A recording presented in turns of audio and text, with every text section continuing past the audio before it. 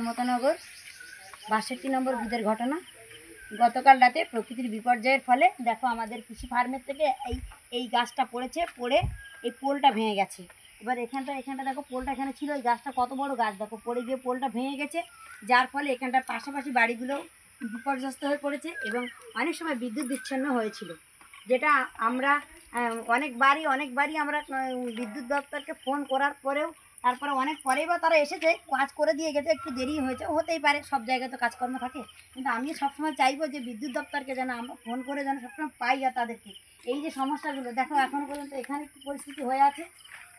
ওরা তো ট্রান্সফরমারে তালা মেরে রেখেছিল, অনেকটা সময় পেরিয়ে গেছে ওদেরকে সংবাদ দেওয়ার পরে, তবুও তারা কিন্তু আসেনি, তারা অনেকটা সময় পরে এসেছে আমাদের এখানটায় এই কাজগুলো করতে। আমরা সবসময়ই চাইবো যে আমাদের বিদ্যুতের যে এটা তো একটা ভারী খারাপ জিনিস না, এটা আমাদের খুব বিপর্যস্ত জিনিস, যাতে আমরা সবসময়ই চাইলে যেন তাদের জন্য পরিষেবাটা পাই, সবসময় যেন তাদের পরিষেবা পাই, এটাই চাইবো। আরও সাইডে আমি তোমার আরেকটু দেখাচ্ছি বিদ্যুৎ দপ্তরের নজরে আনার জন্য যে এলাম, বিদ্যুতের কি বিপর্যয় অবস্থা দেখলেই বুঝতে পারবে।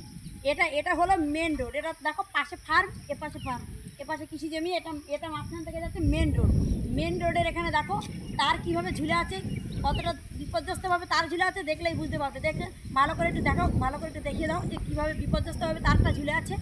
এখান থেকে আমাদের সবসময় মালবাহী গাড়ি যায়, তোমার বালি সিমেন্ট তো ধানের সবসময়ই কিন্তু মালবাহী গাড়ি যায়। একটা মালবাহী গাড়ি যদি এখান থেকে যায় কোনো রকমভাবে একটু আমারই হাত ছুঁয়ে যাচ্ছে, আরেকটু আমি তো বেশি লম্বা নই, আমারও হাত ছুঁয়ে যাচ্ছে, তাহলে এখান থেকে একটা গাড়ি গেলে তার কী বিপর্যস্ত অবস্থায় আছে।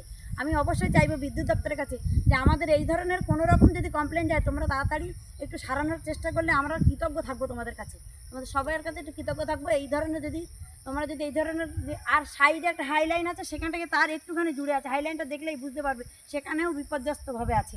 গ্রামের মানুষ বলেছিল, কিন্তু ওরা বলেছে না কাটলে, ওটা যদি না কেটে পড়ে তাহলে কিছুভাবে কোনো কাজ করা যাবে না।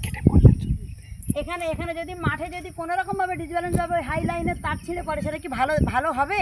ধরো চাষের সময়, জলের সময় দেখা যাচ্ছে কোনো মানুষের প্রাণই চলে যেতে পারে এর জন্য, আমাদের এই ভুলের জন্য, আমাদের একটুখানি ভুলের জন্য কোনো মানুষের প্রাণ চলে যেতে পারে।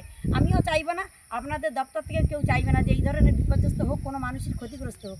তার জন্য চাইবো যে বিদ্যুৎ বিভাগে চাইবো যে তারা যেন যে কেউ, শুধু আমার বুথ বলে কথা নয়, অন্যান্য এলাকায় যার যেখানে সমস্যা হোক তারা যেন তাড়াতাড়ি সেইটা যেন মাথায় নিয়ে কাজ করে দেয়, এটাই হচ্ছে চাইবো।